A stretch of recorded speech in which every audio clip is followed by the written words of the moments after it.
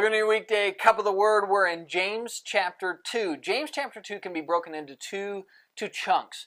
The first chunk is going to be dealing with the issue of partiality or favoritism.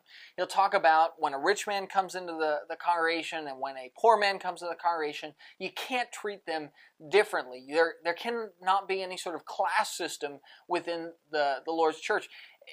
In fact, it can't be a part of our lives. We can't be the kind of people who respect the outward parts of people. We need to be those who do what is right and treat people a certain way based off of our character in Christ, not based off of what we think we can get from them or whether we even like them or find them to be the kind of people that we would enjoy being around.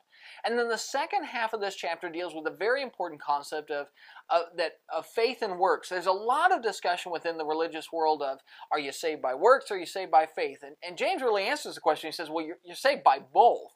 It's not perfect works in that you do everything right, but a faithful person who does nothing, somebody who says, I have faith, but then doesn't do any work for God, isn't actually faithful. There's no such thing as faith without works.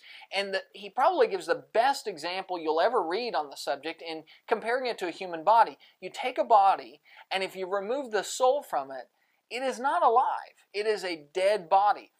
A human without a soul in their body is no more useful than faith without action.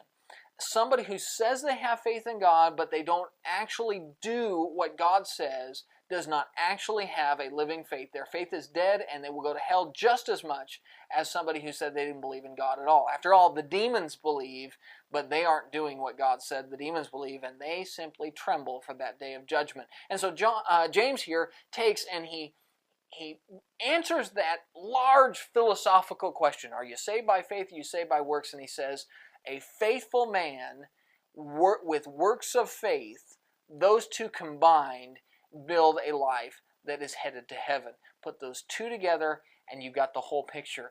And of course he uses Abraham as the perfect example.